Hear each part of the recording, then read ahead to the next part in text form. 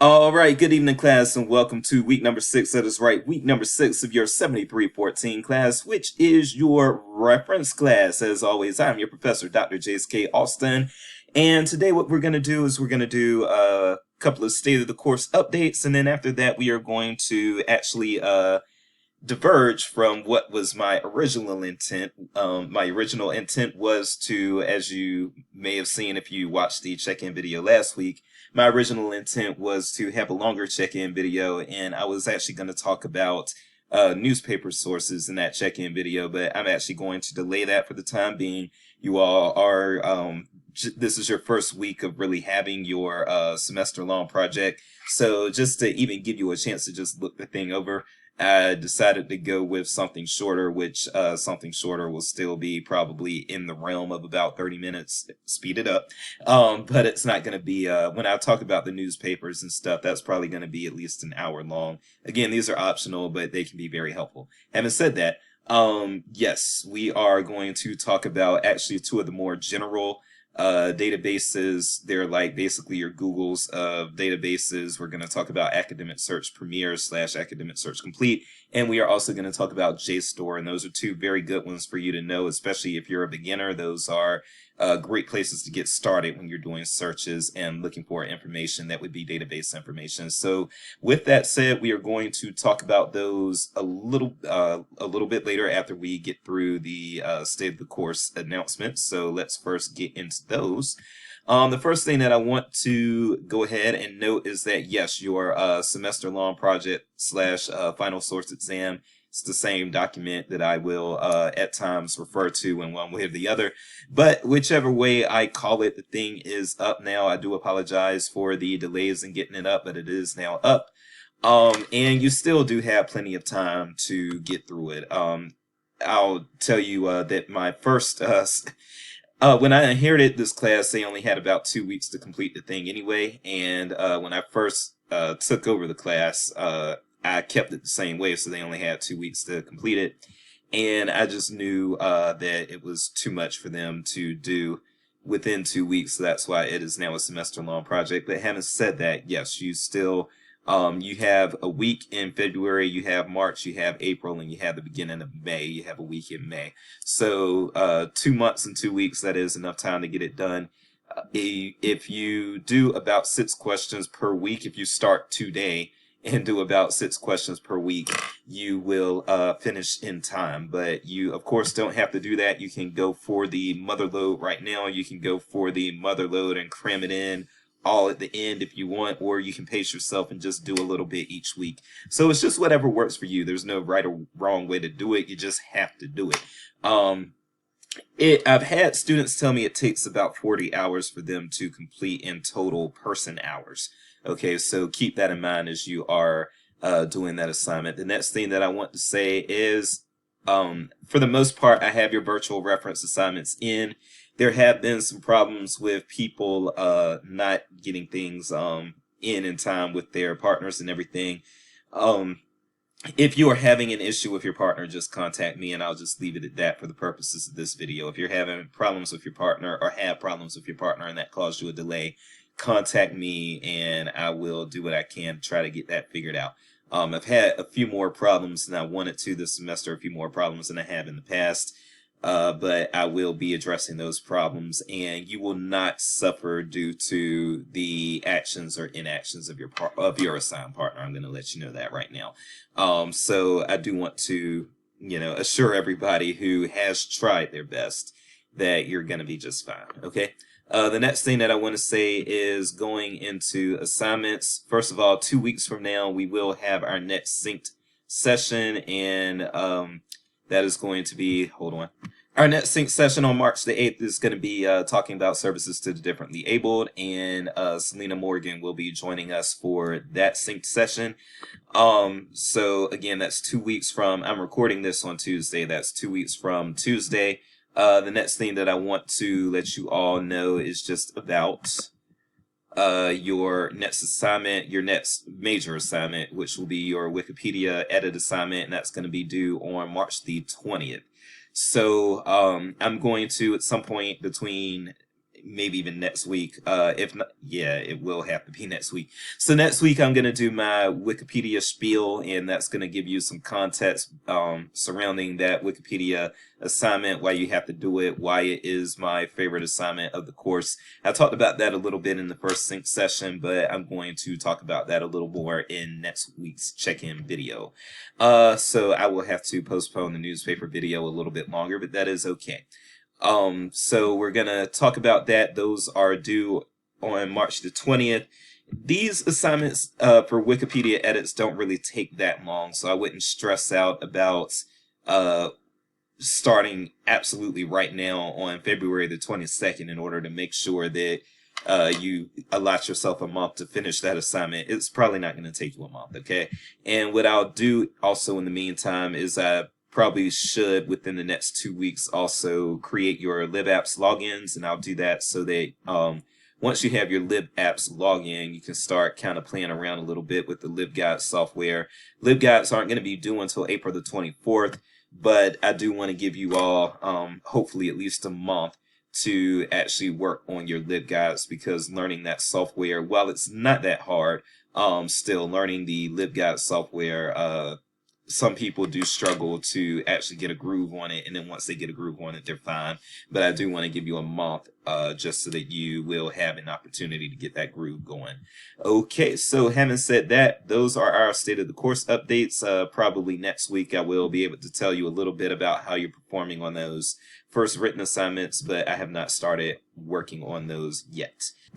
So now, yes, let's talk a little bit about JSTOR. Well, actually about Academic Search Complete Premier first, and then we'll talk about JSTOR after that. So let's go ahead and get to the library homepage. And if you are, so when I talk about Academic Search Premier or Academic Search Complete, I use those names interchangeably, as will a lot of librarians, and that does stump a few students, so I apologize for that. So Academic Search Complete and Academic Search Premier are pretty much the same thing, and almost all libraries have it. Public, academic, or K-12 libraries tend to have access to this because it is just such a general and easy to use database to use. And the difference between Academic Search Premier and Academic Search Complete is basically that Academic Search Premier is a very slightly scaled down version of Academic Search Complete. And if you have Academic Search Complete, then you would have access to all of the materials and all of the journals and periodicals that are loaded into that database. If you have Academic Search Premier, then you still have most of them, but you don't have all of them, okay? And that's pretty much the only difference. But if you hear somebody say Academic Search Premier, but then they're talking about Academic Search Complete, it's pretty much the same thing. So you don't have to worry about being too detail-oriented there. All right, and so if I go to, sorry, let me just show you again what I did there. So from the Missouri Library homepage, and your public library probably also has this resource. If you go to find a database, and then you can actually just go to database names A through Z, and you can scroll down, and we have Academic Search Premier here at Mizzou.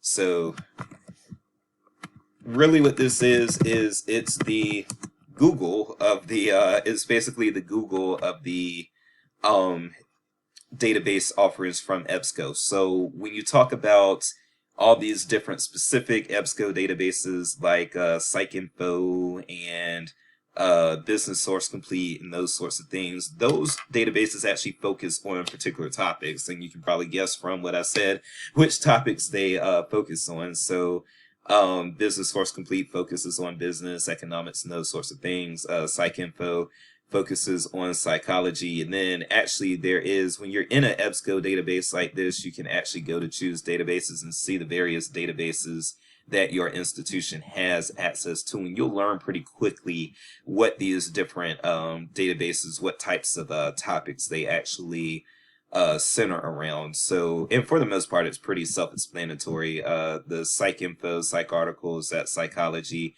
If you've got something like newspaper sources about newspapers and so forth, Business Source Complete would be, Business Source Premier would be about business. But then there are a few that are not quite as obvious. So for instance, CINAHL is actually a nursing database.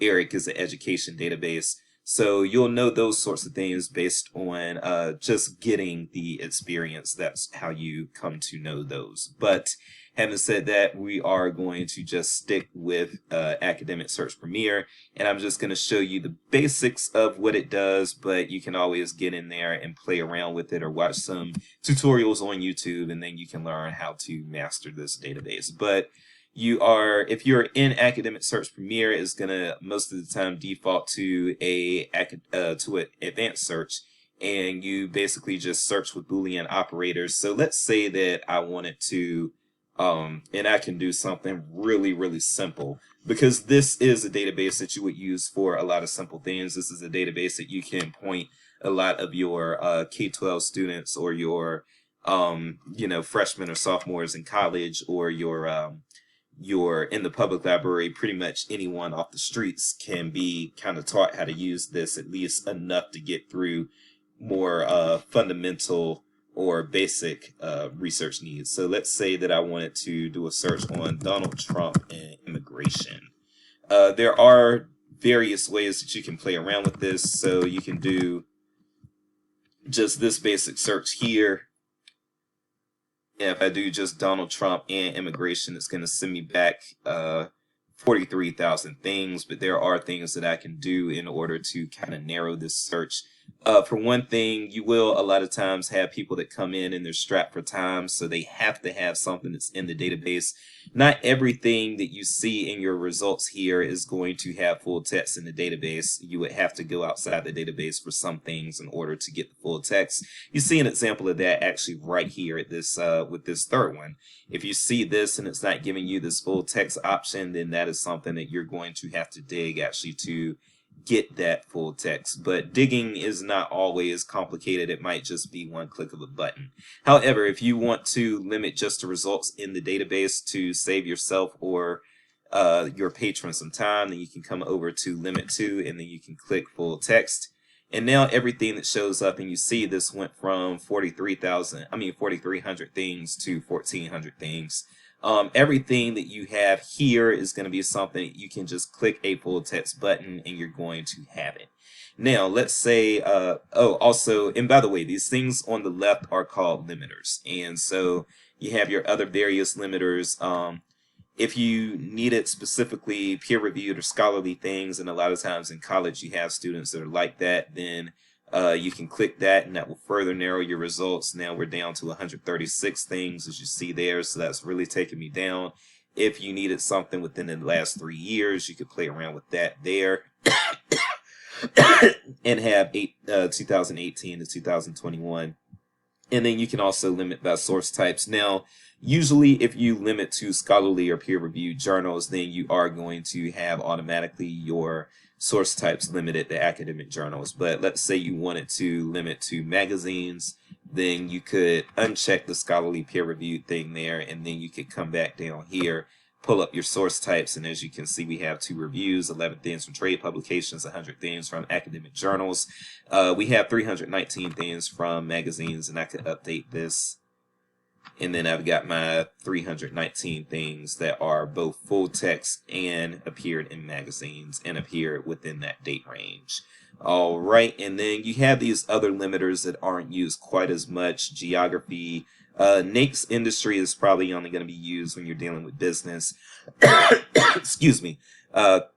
Subject, all of these things, they get used a little less, and that's why you would actually have to click on these to expand the drop-down menu. Okay, now, when you actually find something you want, then what you can do is click in here, and then a lot of times you're probably going to want to read your abstract. Your abstract is usually a 1 to 3 paragraph synopsis of, synopsis of what the article contents are. You can actually read that to make sure that this is something you want to pursue, and if it is, then you can come back up here, click the full text, then the full text will download once you click that, and the full text is usually either in HTML or PDF. You do have some options too on the right. You can print out, you can email this record to yourself, and that way you will have it, and then if you lose the actual record or forget how you got to it, you still have the article anyway. You can save these to your hard drive. The citation generation feature is something that a lot of people use, but it's not always accurate. So the generated computer citations are accurate about 80% of the time, and that may sound good on the surface, but that does mean if you have a paper with 10 sources, that there's a good chance that 2 of them are going to be improperly formatted. And nobody actually checks these, the computer just generates them. Permalinks are also very useful to have, okay? So you've got that information, and the last thing that I'm going to show you in this database, and if you want to learn more, again, you can do that, but I'm going to go to, well, hold on. Okay, I'm just going to play with it right here. One thing you're going to want to do is, like, let's say you just had a search for, immigration, right? And you have a lot of stuff. Actually, if I click off this full text and this date range here, then I got a whole lot of stuff. I got 105,000 results.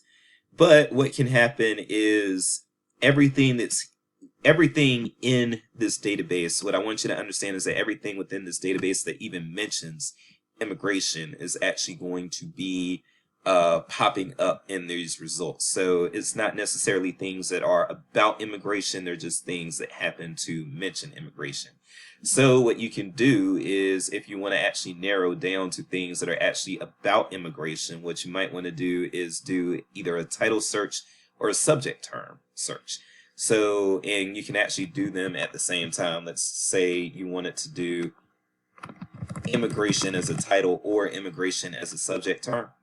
Then what you could do is you could come over here and you could do immigration in the title, and then you can do or immigration in the subject. Now the things that come up should be more relevant and not just things that happen to mention immigration. And so you see that our number goes down from 105,000 things to 72,000 things, okay? So that's pretty much how Academic Search Complete works. If you want to learn more about it, and this is something that you're going to use no matter what type of librarianship you go into, so I would strongly recommend that you go ahead and go through the motions of learning it a little bit. By all means, find tutorials on YouTube and then also just play around with it, okay? So now let's move on to JSTOR. We are, again, going to try to keep this at 30 minutes or below, so let's go ahead and get to JSTOR. So, again, we're going to come over here from the library homepage, library.missouri.edu, and database, and then we can click on J. And we scroll down, and there's JSTOR, our last guy here. Come on. Okay, so there we go. So the thing with JSTOR is, what JSTOR is JSTOR is a database that has mostly scholarly academic sources in it, and JSTOR has pretty much just old resources in it. So everything in JSTOR, for the most part, I believe everything within JSTOR is 5 years old or older, but when I say older, it can go as far back, I believe, as the 1500s.